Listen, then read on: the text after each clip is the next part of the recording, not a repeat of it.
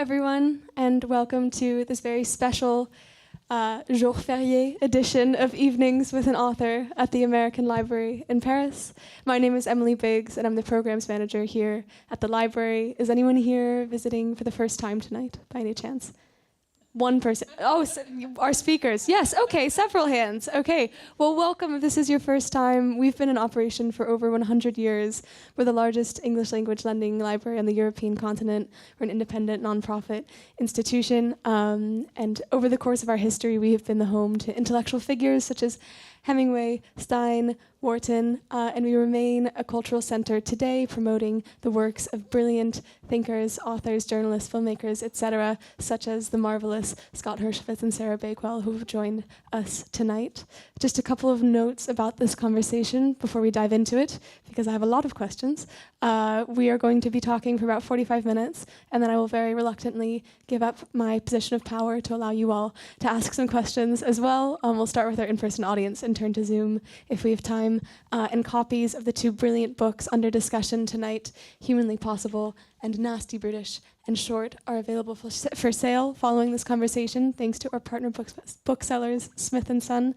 And both Scott and Sarah will be very generously signing copies. And to accompany that signing, we're going to be having a reception as well. So please stick around for that, and you can discuss all the brilliant things that you learned tonight. On to our wonderful speakers.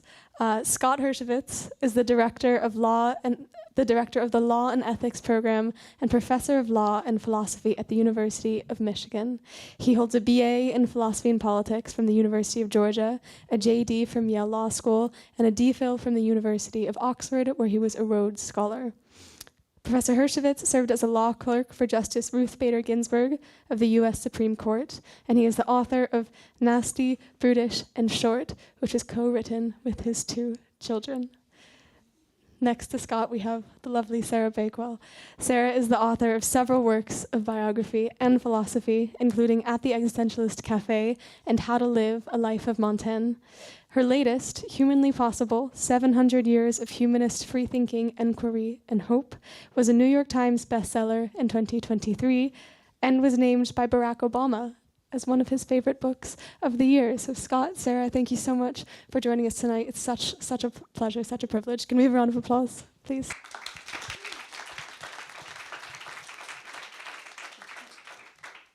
So I want to start this with a quote from a philosopher that both of you write about with a certain degree of admiration, and that's Bertrand Russell. And this is a quote, Scott, that you use in your book. You write, Russell writes, "Philosophy, if it cannot answer so many questions as we could wish, has at least the power of asking questions which increase the interest of the world and show the strangeness and wonder lying just below the surface, even in the commonest things of daily life."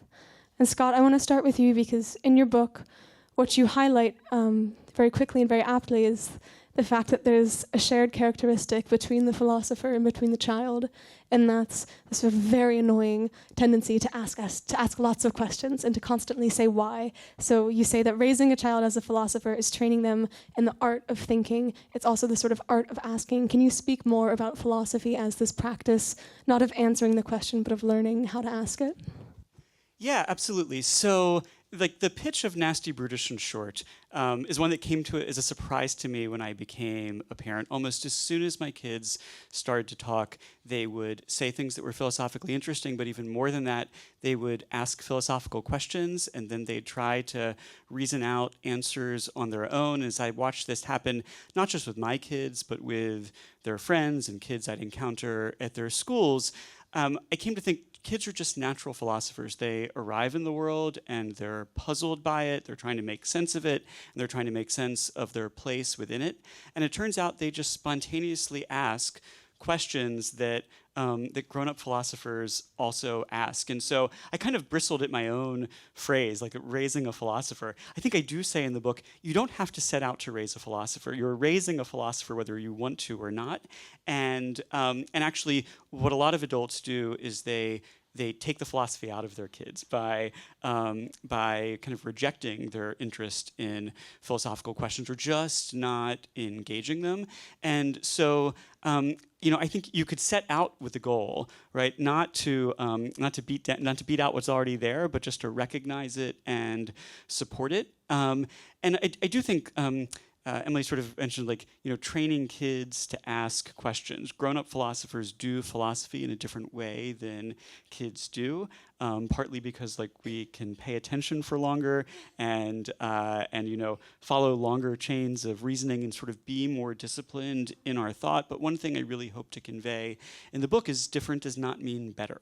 That there's a kind of creativity and openness through which little kids do philosophy. And one thing I was really struck by as I was writing the book is maybe the first philosopher who was on to the philosophical aptitude of children was a guy named Gareth Matthews. And he liked to say that conversations about philosophical questions with kids can be truly collaborative in a way that almost no other conversations with them can be, because the grown-up and the adults are bringing different things to the conversation. And so, so I wouldn't say so much train your children to ask questions, but hear the questions that they're asking, or grandchildren or children of friends, hear the questions that they're asking and take up a conversation with them in a spirit of partnership. And you write sort of on this theme, and in response almost to the Russell quote, that, if I can find it here, kids are alive to that strangeness and wonder, at least until we train them not to be. And I love that you grasp onto this term strangeness. And Sarah, I want to turn to you because it strikes me that the sort of history of humanism and of humanist thought is a history of uncovering and latching onto and sitting with strangeness. So I'm wondering if you could speak to humanism as well as this project, not of answering questions, but of asking them, of saying, what is strange? What doesn't make sense to me? And how can I think about it? Yeah, I mean, that's definitely in common with a lot of philosophy. There's an idea that, can everybody hear me okay? That's good. Thought I'd better check before I launch into a long thing. That instead of accepting what you're told, especially by authority figures or institutions, whether they're religious or political or any other sort of institution, that you should inquire for yourself and have an open mind and have a curiosity about what you can discover. One of the things that really interested me, not just philosophical humanists, but some of the early humanists in the sense of literary and historical scholars, which is scholars of the humanities, was that they would ask exactly those kinds of questions of why, if they found something buried in an archaeological object buried somewhere, they'd start to ask, why is it there, and who put it there, and what were they using it for, and how did it end up there, and how old is it? And it's all those questions which are just sort of that curiosity, but also a sense of history, a sense of there being a past that is multi-layered and complex.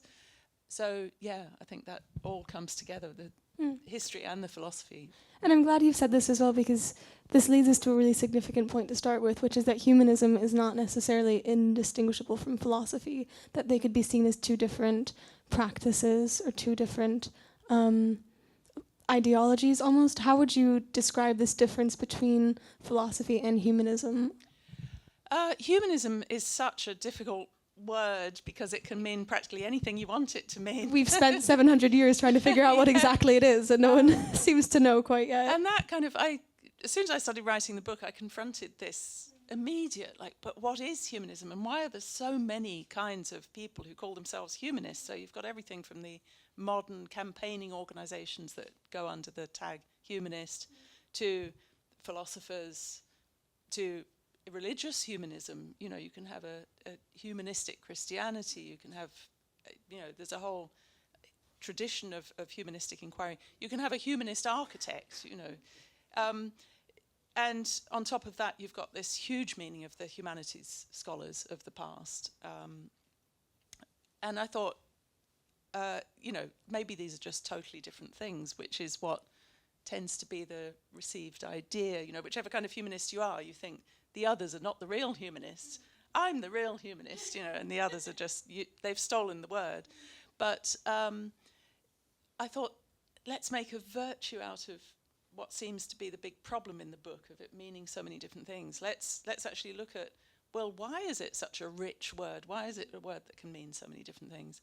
The core of it really is in the word human. So it's the study of human culture. This historical meaning can be the study of human culture, art, literature, all those things that the Renaissance humanists got so excited about, as opposed to studying the divine realm, so in theology, or studying the purely physical realm, as in physics. So it's this huge realm of culture, language, art, and all the rest of it, which is the human realm in the middle.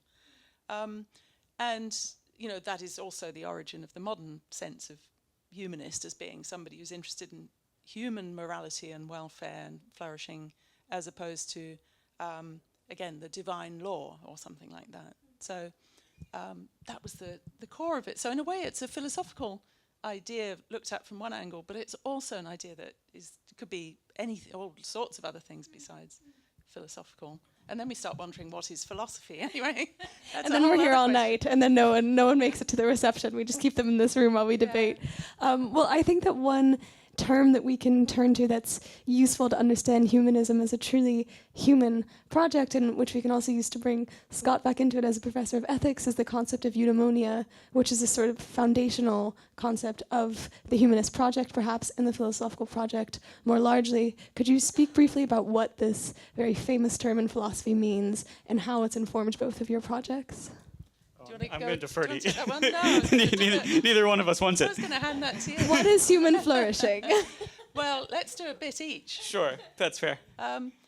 It's when I said human flourishing, it's really eudaimonia is what I'm talking about, which is sort of, having a good state of the spirit, as I understand it, but in a very, worldly human way, if you like, not necessarily the spirit as in the beyond, but living well, being as good a human being as you can be, not just in the sense of morally virtuous and good in that sense, but also being the most fully realized human being, following your humanness to the utmost. And I mean, for a long time, philosophers would translate the word, or translators would translate the word as happiness.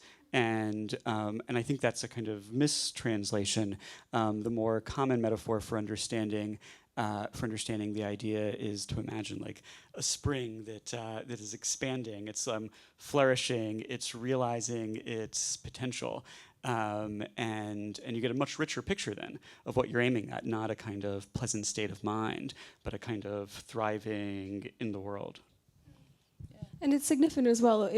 This was developed, it's an ancient Greek concept for those who have not taken Philosophy 101 and maybe haven't encountered it yet before. It's Aristotle who's proposing it as part of his ethical system. And so originally the idea that to live a happy life is synonymous with the idea of living a moral life. To be morally good is to be happy as well as to live. That's what it means to live well. Yeah, definitely. Well, I think it's like there's two different ways of hearing happiness in that sense. One which involves the kind of mistranslation, right? To lead a moral life is not necessarily to feel good on a daily basis, or to be pleased with the way things are. So I really think that like the identification is like living a moral life is part of living a thriving life. It's part of realizing your potential as a human being, but it may not mean that you're happy in the sense that you feel joy. There's lots of lives that I think satisfy this ancient conception that are lives of struggle and difficulty. This seems a good moment, I think, to add into that one of my favorite quotations, which I use a couple of times in the book, which is by Robert Ingersoll, who was he's not very well known, except outside the history of free thinking in America, the kind of free thinking movement. But he came up with this, what he called the happiness credo. And it's happiness is the only good. The time to be happy is now. The place to be happy is here. And the way to be happy is to make others so, which I think is pretty good. I mean, it's always hard to sort of to narrow an idea down to a simple almost sounds like a formula, 4-part formula, but I think it does quite well. It goes, and I think it's what you're talking about there, that the idea of goodness and the idea of happiness are really entwined with each other. Moral goodness and happiness and fulfillment. Scott, do you want to respond to this quote? Is this something that you would happily teach your children?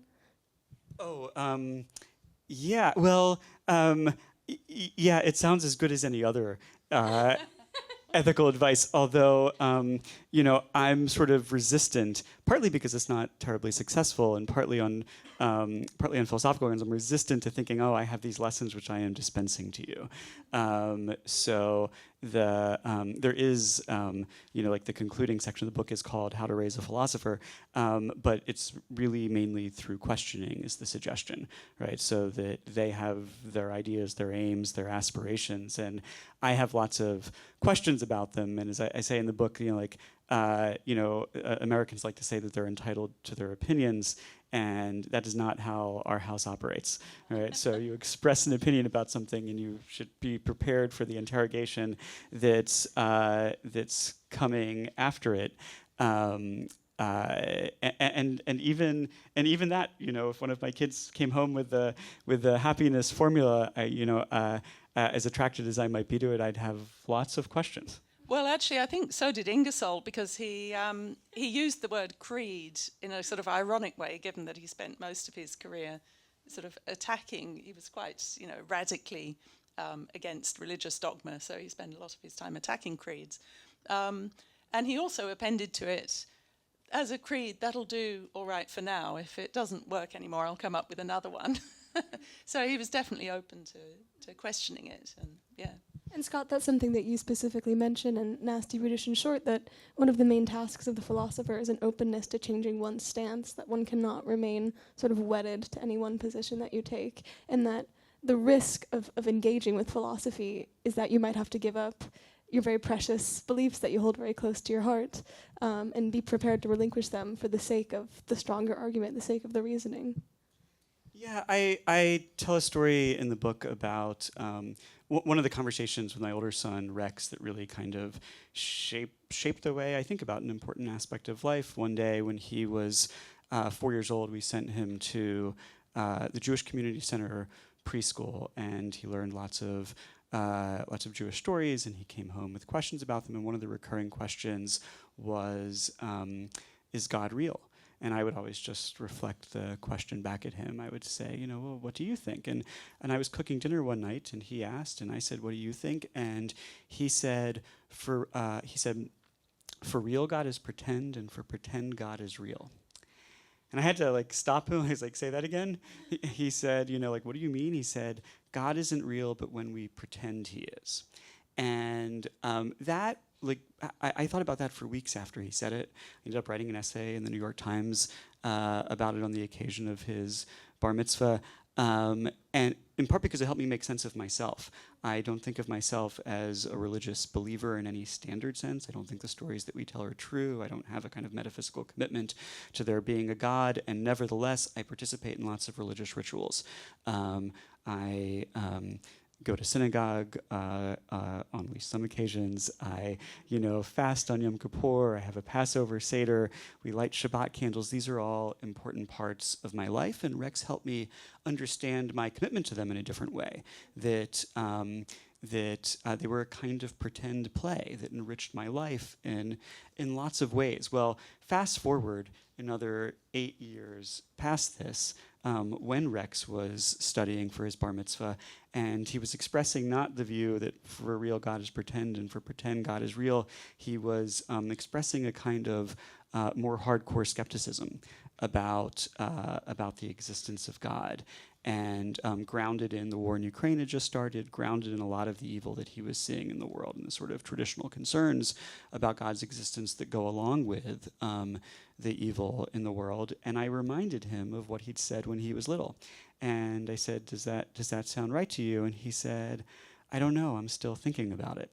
And I thought that was the best answer, was to be the kind of person who is still thinking about it and maybe has a view, but thinks of it as a view for now. That's one of the things that I really love about one of Sarah's earlier books, How to Live, which tells the story of Montaigne, who always had this kind of provisional attitude towards his present thoughts and a willingness to revise them as he went along. Yeah, and he would often look back and say, well, I used to think this, now I think this, but then the other twist was that he would say, but who knows if I'm right now or I was right then. Maybe I'm less wise now than I used to be, which I thought was, that's a good thing to bear in mind. It's always possible. And just always another twist of, he'd write something and then he'd say, but maybe that's not right. And, maybe this. And on second thoughts, here's another way of looking at it. And he was really working it out. You don't get a sense that he's explaining things to you at all, really, ever. You get a sense that he's working it out for himself and sort of doing it live on the page. I think he uses some of this is a literary device. He knows what he's doing. He knows it makes for a lively read if you think the author is thinking right in real time, right in front of you. But, that is kind of what he's doing. So, yeah, it makes for a very compelling read, and this from the 16th century. I know I was surprised by the first time I read it, just how incredibly alive it seems on the page, just how immediate it seems. Well, there's a sense that philosophy is sort of self-reflexive. It performs its own work. You do the philosophy by writing through the philosophy, which is the workout. And I think that a thesis that I see in both of your works that's really compelling is that philosophy is inherently collaborative as well. It's always produced through dialogue or through writing, through engagement with other texts. So Sarah, for you, in Humanly Possible, the practice of reading is so central to the text, beginning with the earliest humanists all the way to the present day, reading as a way of connecting with other human experiences, reading as a way of learning to process grief, learning to contend with disaster, and writing as a way of making reading happen in the future, of transmitting knowledge. So could you speak a bit, particularly with the early humanists such as Plutarch and the others whose names I haven't written down, and sort of up through the modern day, where reading situates itself within the practice of humanism? Yeah, I really think of it as a conversation between all these people, even when they lived in different times. I suppose technically it has to be a one-way conversation if the person that you're conversing with is long dead. But not necessarily if you're writing with knowledge of posterity. That's it. There is a sense of this, because you can return to their books, you can find different things in them. So in that sense, they are talking back to you. But that was a favourite idea of Petrarch in the 1300s, which is the guy that I start the book with, partly because he's quite often hailed as the father of humanism. And although I sort of, on the one hand, I wanted to deconstruct that idea a bit, but then I thought, well, actually, he thought of himself as doing something new. And what that thing was returning to the classical authors, especially the Romans, also the Greeks, which were, he was very keen on sort of travelling around Italy especially and finding manuscripts that might have been neglected in monasteries and finding new copies of their works and works that had appeared to be forgotten and rereading them, working on them, presenting them to his contemporaries. But he also wrote a lot of letters. He knew everybody. I mean, he was one of these networking people who just knew everybody and that was interested in literature. He was a poet and he knew all his fellow poets and so he wrote a lot of letters to them, and he also wrote letters to his favourite authors of the past. So when he collected up and he sort of just gathered together, there was no printing, but a manuscript collection of his own letters for the enjoyment of other people. And he included some of the letters that he'd written to Cicero, especially the authors of the past. And there's such a sense of a conversation. And he sort of plays with the idea. So there was one bit where, he tripped over, he'd left a copy of a Cicero book on the floor. He tripped over it and hurt his foot. And he was saying, "Oh, what is this, my Cicero? You're bruising my toe. What did I do to offend you?" And but he's quite he's quite familiar, in the sense of he speaks to them in a very familiar way. He doesn't speak to them in a reverential way. Like, he does talk about them as being the great masters of literature, and that modern writers, i.e. the 1300s writers, should try to, recover that great golden age. But he doesn't really speak to them in that way. He doesn't speak to them with reverence. He speaks to them with a sort of, well, you said this, but look, then you went and did that. That's not very consistent. He rebukes Cicero for some of his behavior. And so there's that questioning, there's that sense of a dialogue going on, or an encounter. And that just fascinates me. It's happened really, all of my books have been very, I'm just fascinated by how writers and readers respond to one another across time, and how the works of the past are constantly being reimagined, presented, understood, and not just in an academic way, but really in making a difference to people's lives. Petrarch also had that very personal attitude to his reading. Like, it's not just studying it.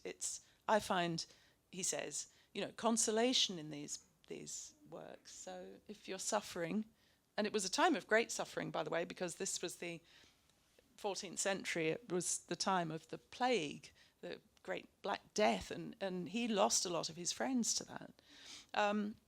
So there was a lot of need for consolation. He found it in these books. And it's I find it very moving, all this the idea that constant dialogue.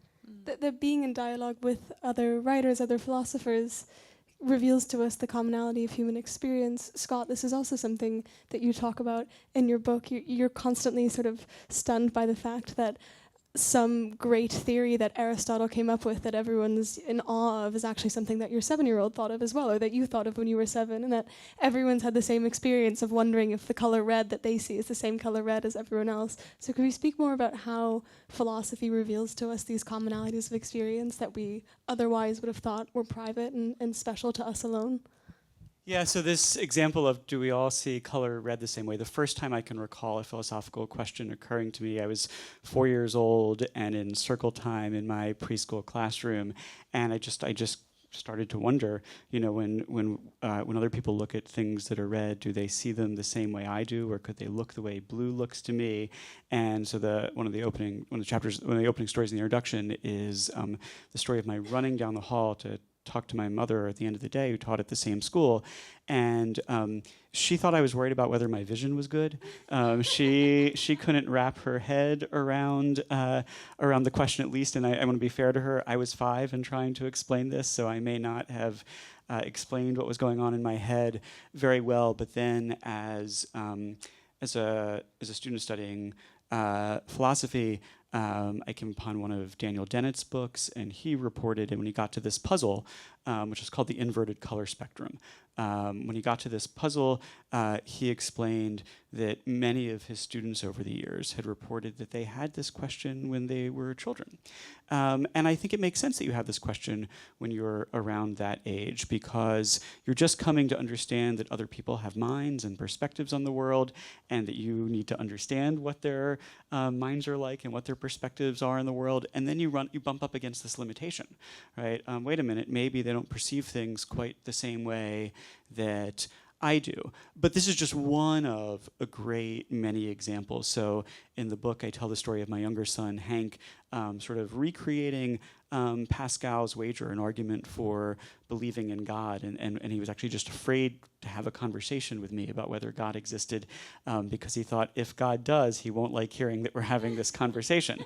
And, my older son recreating an ancient argument about the size of the universe, an argument that's wrong, but that has reoccurred throughout human history. And I do think that, there's this old quote from David Hills, who teaches philosophy at Stanford, that philosophy is describing the academic version of philosophy is the ungainly attempt to answer the questions that occur naturally to children with the methods that come naturally to lawyers. So I describe myself as a person who who got stuck with the kinds of questions that a 4 or 5-year-old has. And I don't think it's an accident, actually, that my kids are recreating these ancient arguments, because if you're just a person in the world puzzled by it and you're trying to think it through and you don't have the benefit of modern science and you can't read thousands of years worth of conversation, you're going to hit on some of the ideas that the ancients had. And then maybe as you get older, you'll get exposed to a broader set of ideas. But I think there's a reason kids are continually recreating lots of old philosophy. Sarah, reading that made me think of a very beautiful and very famous quote that you entertain in Humanly Possible, which is the Terence quote, "I am human, therefore nothing human is alien to me," which sounds very simple when one first hears it, and the more you sort of chew on that, the more really profound it becomes. Can you speak a bit about what this quote means and its place in this book? Yes, I am human, nothing human is alien to me. The first thing that I just love about that is it's a very profound thought from the ancient playwright Terence. But he was a comic playwright, and the quote appears just as a joke, really, in this play. So the person who says it has been accused of being a nosy neighbour, always looking over his neighbour's fence to see what's going on. And somebody says, why are you always nosing into your neighbour's business? And he says, what can I do? I'm human. Nothing human is alien to me. So it's a joke, you can imagine the audience would have laughed. But it's a profound joke. Like a lot of jokes, it's a very good line. It's a very profound thought. And it's been taken up by humanists ever since, really, to capture exactly that sense of the connection that we all have. I love the fact that it turns up in philosophies from around the world. So there's this concept of Ubuntu from various southern African cultures, which was defined by Archbishop Desmond Tutu as we belong in a bundle of life. So we are all connected, not just with each other, actually, but with the whole of life. And it also is found in Confucian philosophy in China, the idea that we're all bound together by our basic humanity. And I love the fact that is a way of understanding also this idea of this dialogue of minds through time, through the written word.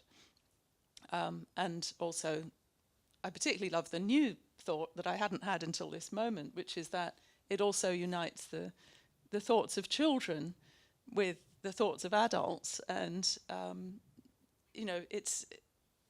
I also like the fact, though, that you do, I think in your book, you really get a sense of how there can also be something very strange and different about the thought of children. And even you've got this wonderful section, which I loved, on looking at a baby and just wondering how the baby, because the baby's just like taking it all in, what is it like to be that baby? And it's more alien to us than almost any other sort of creature, and yet it shouldn't be, because we've all been babies. We just don't remember it. And I thought that was really fascinating. So there's the connection, but there's also a strangeness. We're all different, and it's good that we're all different, because if we were all just total clones of each other, it wouldn't really be very interesting to have this connection with other minds. So you need both. Scott, would you like to briefly explain to us the problem of consciousness? I thought I was going to get to comment on the Terence, which I at first thought Sarah had ruined the quote for me by telling me that it was a joke, but because I think of it as an important corrective to sort of a growing trend that sort of balkanizes us, that wants to think that particular practices or foods or places in the world belong to some of us but not all of us. And but I actually think it's enriching to discover that it may not have been a straight thought, that there might be something something pulling in the other direction. The problem of consciousness. You have 60 seconds. I have 60 seconds. I mean, so David Chalmers, as a philosopher, distinguishes between the hard problem of consciousness and easier problems, which are by no means easy. The easy problems are the ones that scientists are out, working to solve on a daily basis. They're trying to figure out which bit of the brain does what and how does it do it, and they put people in scanners and they, run various experiments to learn as much as they can about it. The harder problem is to figure out how it is that all of the biological stuff and the happenings in my brain give rise to a rich set of experiences. So philosophers like to imagine zombies, but not the sort that are in TV and film. A philosophical zombie is a person who, from the outside, looks and acts in just the way that any ordinary human being does, but it's all dark inside. There's no phenomenal experience. There's nothing it's like to be that zombie. And there's something it's like to be me, and I'm confident there's something it's like to be you, although even that is something that people sometimes want to question, but why is it like anything? Why is there this kind of internal experience? That's the challenge. Now, you may not ask me to solve it. But I want to talk a bit more, this idea that there is something that it is like to be something, to be everyone, that experience is something that we all have, and that I can trust that you have it, but I don't know what your experience is, and I just have to live with that uncertainty. And in some way, the Terence quote is a bit of a remedy to that, because it tells me that even if I don't know what your experience is, I know that I can connect with it because I'm coming from this place of humanity. It's a beautiful, very meaningful thought. It has a dangerous, dark side to it too, and I do think we should touch upon the sort of dangers of philosophy as a project. So to say that I am human and therefore I have to be able to accept and understand all other human actions is to force oneself to sort of assume the weight of human atrocity as well. Sarah, you mentioned earlier that a lot of the early writings that were being dealt with in humanism were contending with grief because it was happening at this period of crisis. And in fact, consistently across Humanly Possible, humanism shifts or emerges alongside or absorbs catastrophe, disaster as well, most notably with the 20th century. Can you talk about what that did to humanism and how humanism either absorbs, rejects, contends with calamity? Yeah, that's. I think I'll take the hard problem of consciousness instead. But yeah, great question. Certainly, there was a crisis in humanism. There's been several crises in humanist thought. That there was a big one in the 1930s and after the Second World War as well, and during it, because of the sort of obvious fact that humans are not all necessarily that lovely, and that terrible, there's a terrible something that is causing us to do terrible things. But that wasn't the first time that had been a crisis. Erasmus, and we're back into the 16th century again with him, wrote about, he loved peace. He loved to think about how if we could all just have a relationship of friendship with each other that transcended borders and boundaries, and if we could learn to talk to each other better and communicate with each other and have this sort of, Terence-like thing of all being bound to each other, that there might be no more war. War is an unnatural thing, and he has this wonderful. I won't go on too long because I could go on probably for ages about this, but Erasmus has this wonderful little sort of story where nature, the personified figure of nature, comes down to earth and sees one of the dreadful 16th century wars going on. And of course, they're all, the soldiers are all wearing this armour, very heavy armour, and they've got helmets with crests on their heads and, thick covers everywhere. And nature says, what made you adopt this? I didn't make you crocodiles, to be covered in heavy armour. I didn't make you into bizarre birds to have these crests on your head. I made you human, with soft arms for hugging. I mean, it is all getting a bit pukey, isn't it, really? Let's face it. But, it's a beautiful thought. But he had to confront the fact that it became very apparent that this is not, it's not enough, that it doesn't stop wars from happening.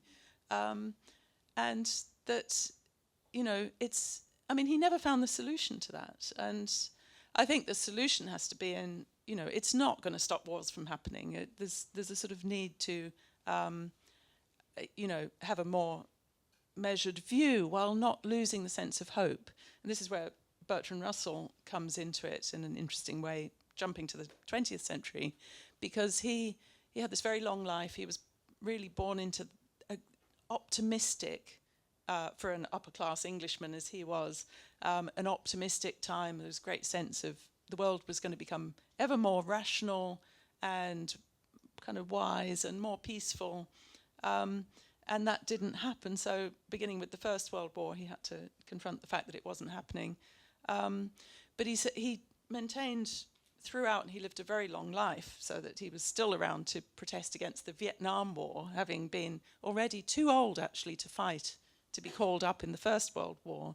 I find that mind-boggling. So through this really long life of political activism, as well as all his other philosophical work, he said that he never gave up on the idea of hope, because if you do give up on hope, he said the path to this rational and peaceful future may prove to be longer than I thought it was, but I can't give up hope, because then it becomes a self-fulfilling prophecy, basically. I mean, if we despair of ourselves and despair of human capacity for goodwill among people and communication and the use of reason, then, well, we're just going to accelerate the fall into the lack of those things. So I think that even though it's terribly difficult, and I'm finding it difficult now, I will definitely admit this, I think a lot of us are, to hang on to a sense of hope and faith, as it were, in ourselves, not religious faith, but kind of humanist faith. Scott, it's making me think of pretend God being real, that we sort of have to cling to the idea of the thing that might not be real, which is the faith in humanity, but our act of believing in it is what gives it its reality. And you talk in your book about the sort of immense challenge that every parent has of explaining to your child that war happens, that disaster happens, while at the same time trying to maintain this sense of hope in your children as well, and in faith in humanity. Could you speak a bit about what that's like as both a parent and a philosopher? Yeah, I'm trying to decide, which story I want to tell you. My kids, especially Rex, as he's gotten older, have struggled with the ways in which the world could be awful. And I told you he arrived at the kind of problem of evil skepticism about God when he saw the way that that human beings were treating each other. But I actually think I want to talk about a little bit of a different aspect of confronting the awfulness. So I wrote a chapter about the size of the universe, which starts with Rex recreating this ancient argument that the universe has to be infinite. And actually, it doesn't have to be. It's a scientific question, and there's some still outstanding confusion or lack of information about whether it's infinite or just very, very big, but finite. But the second half of the chapter is about what it could matter to us, whether it's infinite or finite. And I'm not sure that actually the answer to that question matters, but I think that it really matters how big it is. I want to convey to my kids, I've done it through a picture book called 100 million billion stars, just how insignificant we are if you take a kind of cosmic view of the world. And I want them to practice taking up that kind of perspective, that they may live 100 years in a place that's been around for 13 billion and will be around for billions or trillions of more. They don't live at the center of the universe. There's nothing particularly interesting about the spot in the universe that we are. It's hard to imagine that we're the point of it all. And I've got a particular reason that I want them to practice that trick of perspective. It's something that I learned from my colleague at Michigan, Sarah Buss, who has written a lot lately about moral courage. And one question that she's been interested in is, what is moral courage? What are the habits of mind that lead people to have moral courage, and she argues that at least one kind of moral courage comes about in the following way. You see yourself as insignificant because you can take this kind of cosmic perspective on your own life, but at the same time, you allow others to kind of loom large in your thought. You see them and what happens in their lives as significant. And she suggests if you can kind of occupy this space, I think of like Navalny as a person who really managed to live this way, to see what was happening around him as very significant, but what happened to him personally is not significant, and it allowed him to move through the world in an incredibly courageous way. I want my kids to, as best as I can, to be able to inhabit both of these perspectives. But you talked about faith. One thing that Sarah says, and I agree with, is it may not be a coherent way to look at the world, right? If you don't matter, why do other people matter? Or if they matter, don't you too? And so, like, it's not obviously a coherent way of looking at the world, but I do think it's a very loving way of looking at the world, and it's a way that I want to cultivate in my kids to the extent that I can. Sarah, how do you think that describes or doesn't describe the humanist philosophy and project? I certainly respond to that and like it, and it made me think again of, it's actually better put, I think, but made me think again of that, the way to be happy is to make others so, that it's, when you sort of logically analyse it, it throws up problems, like why? Why not just cut out the middle people and just make yourself happy? But it actually doesn't work doing it that way, or even if it did, there's something very great, meaningful part of being a human being that's been lost if you just go directly for your own satisfaction.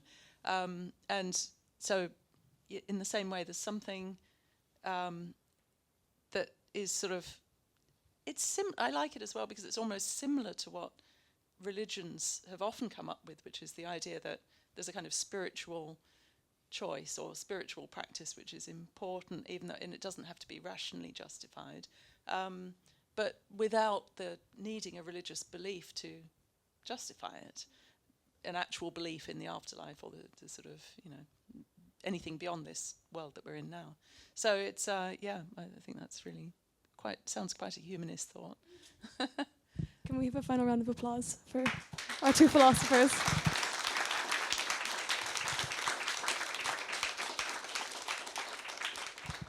We now have time for questions we'll start with our in-person audience if we have time, our Zoom audience. As I hope we have stressed tonight, the goal is to question everything, so don't be shy.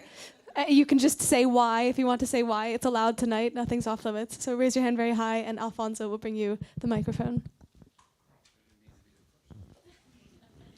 Hi. A couple thousand years ago, a lot of philosophers or scientists were philosophers, and over the thousands of years, they seem to have grown into two separate disciplines. You say philosophers are good at asking questions, scientists are good at answering questions. Why should we leave ethics to philosophers? Why shouldn't we give it to scientists? I love this question so much. I was just in Oxford and walking through the Bodleian Library, and you see, like the doors to different parts of the library are labeled with the books you would have once found there. And so there's moral philosophy, and there's aesthetics, and there's natural philosophy, which is, of course, the phrase that they use for what we think of as science. And so historically, right, over and over again, philosophy births sciences, and it's worth asking what's going on there, and is it going to happen again? Is there someday going to be a science of ethics that that you'll do in a different part of campus, and then what will be left of the philosophy department? So one thing it helps to ask is, what is philosophy? And the book kind of opens with my finding it really hard to explain to my dad what philosophy was when I was telling him I wanted to study it. I won't tell you the story here. I will just say he was not impressed with the account that I gave or my choice in life. But then when Rex started second grade, the teacher asked all the kids, what do they want to be when they grow up? And she sent home a list. It had teachers and doctors and lawyers. It didn't say which kid wanted which job. There were firefighters. There was one math philosopher. And I knew who that kid was. And so I said to him, hey, buddy, your teacher says you want to be a math philosopher. What's that? And he said, or I said, what's philosophy? And he said, philosophy is the art of thinking. And I think it's the best account I've ever heard of what philosophy is. And I think it connects up with this question in the following way. What's a philosophical problem? It's a problem that you can make progress on through careful thought and through conversation. And at the beginning, when people didn't have a lot of scientific tools, every problem was a philosophical problem of that sort. As we've discovered new methods, we've invented, telescopes and microscopes and all kinds of tools for investigating the world. Philosophy hands off questions to new disciplines that are well suited to answer them. And the ones that stay behind are the ones that we can only make progress on by thinking things through. I suspect, though one doesn't want to be in the one doesn't want to be in the business of predicting the future in this way, but I suspect that ethical questions are always going to be the province of philosophy, of people struggling as they have for thousands of years with the question how to live, because I can't imagine the science that takes the place of that. There are in the self-help section of many bookstores books that will written by psychologists or economists that will purport to tell you how to live well, but they've all got some undefended philosophy lurking behind it, like some view about what the goal is. The goal is happiness, or the goal is wealth, or whatever it is, and that's always subject to question. So I don't think we're going to get science of ethics, but I don't want to stake my long-term reputation on the claim.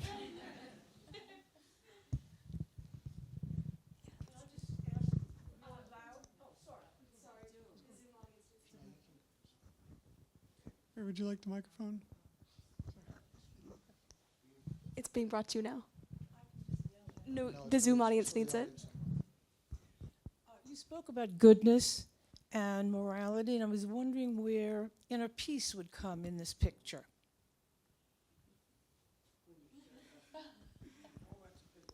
I was thinking about this earlier, not about the inner peace question, but about goodness. Because the description of tonight's event suggested that we might have to say what goodness consists in, and I was afraid of having to do that. I'm attracted to a view that philosophers sometimes call the buck-passing view, that goodness is a very thin word, right? It doesn't tell you much other than that, right? This thing which is being labeled good, whether it's music or food or a person, realizes the virtues appropriate to that thing, or realizes something of value, and then you have to look elsewhere to figure out, what does good music consist in, or what does a good person consist in, or what does a good life for a person consist in? And I think it's plausible to me that inner peace is kind of good.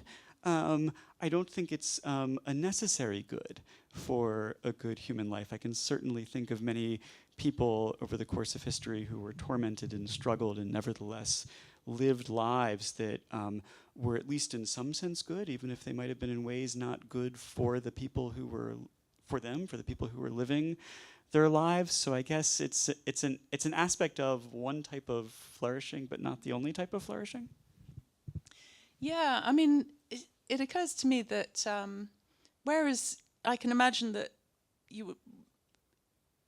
I don't know if it's really feasible, but it would be nice to imagine being able to be good all the time in your life. I'm not sure whether if somebody claimed to be at inner peace all the time through their entire life, I would feel there's something really weird about that. and there's something kind of almost inhuman about it, because part of being human is having a certain amount of discomfort, quite rightly, I think, with some of the things that happen in life. We should feel uncomfortable about things. So, yeah, I don't know if that goes any way towards answering that, but yeah. Hello, I just wanted to thank the speakers. This was really interesting. I'm expecting to become a father in July, for the first time, so I'm very excited about this. Thank you so much. Jessica over here is my wife. I guess my question would be around, I'd be a bit afraid of having a Diogenes as a primary school child. So having a skeptic and raising a skeptic, I'm hearing with what you mentioned around Sarah Buss about maybe having empathy in place beforehand. But I'd love to invite both of the speakers to reflect on that, just when might be the right time to encourage the questioning and making sure that empathy is there first as well. So I'll tell you what maybe my favorite story about Rex. He one night at dinner when he was around 4 years old wondered whether he was dreaming his entire life, and I perked up. This is catnip for a philosopher. Descartes wondered whether he was dreaming his entire life, but the idea goes back way before that. It appears in the Zhuangzi. And just all over the world, people are over and over again wondering this. And of course, as Descartes realized, this is a gateway into a kind of global skepticism. Maybe you don't know anything that you think you know because you're dreaming it or because you're being tricked by a demon. And so Rex and I then started to play this game, which played out over many years, not every day, but just periodically. When he would get interested in these skeptical thoughts, he would try and refute it. He would try and establish that he knew something, and I would try and find ways to undermine that thought. So one day I picked him up from second grade. So he was about 7 years old, and we were walking home, and he said, it'd be really weird if you and I were having the same dream, and we'd have to be having the same dream to have a conversation. And I said, well, buddy, what if I'm not real? What if I'm just a character in a dream that you're having? And you could see that I had blown his little mind. And he took a minute to kind of process it and then to repeat it and apply it. He's like, so my friends might not be real? I said, yeah, your friends might not be real. He says, so Hank, his brother, might not be real? I said, yeah, Hank might not be real. And just as we were we were just turning the corner into the driveway where his mom, Julie, had arrived home with Hank, and he said, so Mommy might not be real? And I said, yeah. And he said, then I don't want to wake up. Which is extraordinarily sweet. It also tells you about our relative position in our family. So it's a way in which I didn't exactly hear it as sweet. He was fine with the idea that I was not real.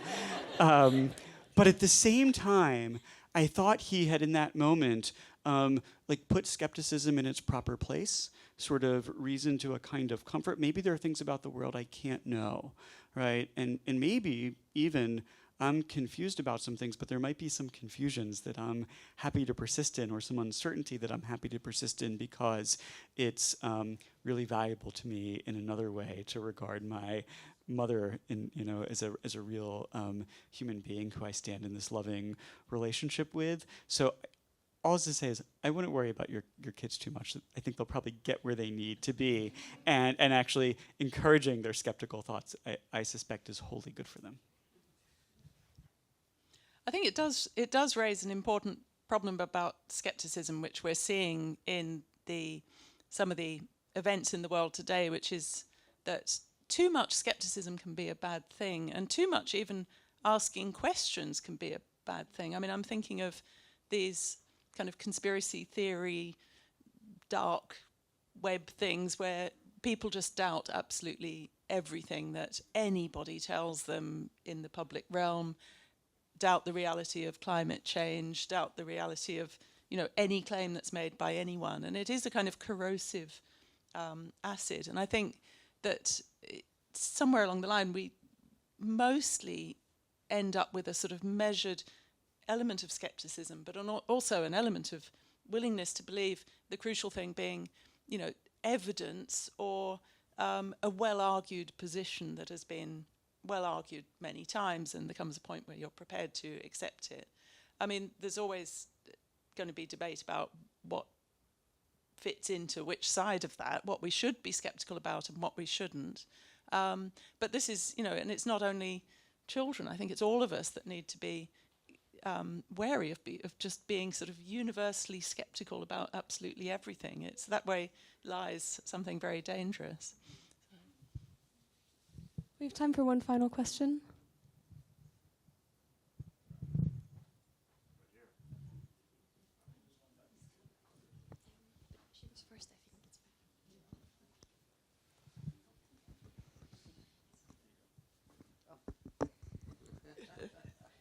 So you said, and I, having listened to both of you, I think I'll agree that philosophy is the art of thinking. So we're going back to Descartes, I think, therefore I am. Well, for inner peace in Zen, you purposely stop thinking, and therefore you're not. I think it's, but can you stop thinking? I mean, if you can. That's the whole practice of Zazen. Yes, you can stop thinking. And you actually, but can you stop thinking and maintain that for the rest of your life? I mean, it's not a question of the rest of your life. It's a question of then entering a state where you are aware. And then from this greater awareness, you can come back into the state of our life, which you said, is it real? Is it only a play? So my last question then, now it's my question, is what do you think of the concept of lila? It's the Hindu concept of we are playing. Everything is a play. That there isn't a reality, it's all a play. But there's a reason for this play. I mean, Shakespeare said the same thing himself, right?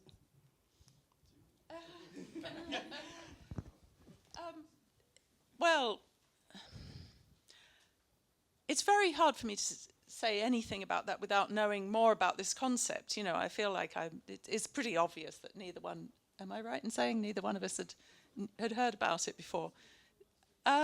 So I mean, I think for me to sort of start going on about, you know, reasons why I think that might be problematic would be absolutely wildly inappropriate because I don't know enough about it. But on the face of it, on the basis, from what you've said about reality being a play or nothing being real, is it? No, it's not a dream. No. Well, no, but I mean. Maybe if I say role play, you can identify better that we're all role playing. And I'll hand over. Sure. Yeah. I mean, actually, I want to think a little bit about the I think therefore I am. But let me say something about this first. You know, one thing that you always start doing when you're in my business professionally is you hear a word like nothing is real. And you're like, what does it mean for something to be real? And it turns out like that's a kind of shifting target.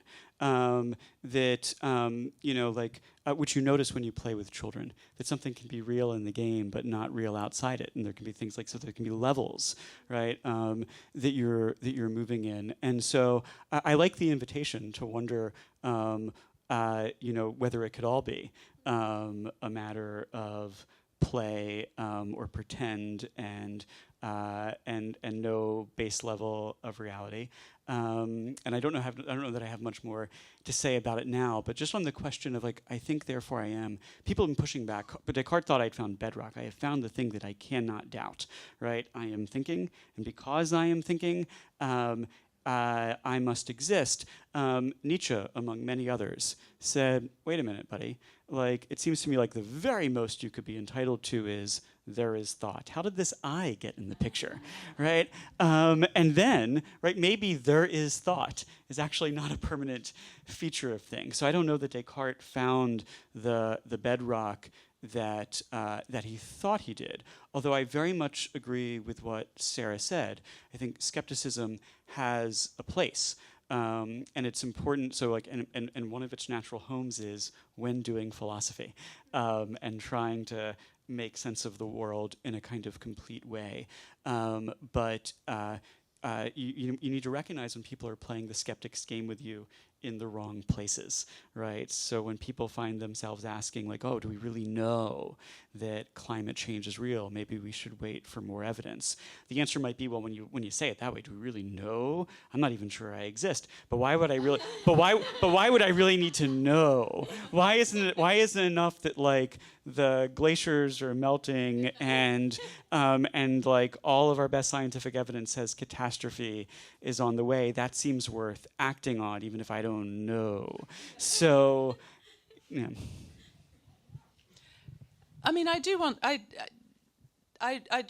say something more about what you brought up because, you know, I wasn't meaning to dismiss it, but rather just an admission of my ignorance on the subject, really. But I think. Can you just tell me why philosophy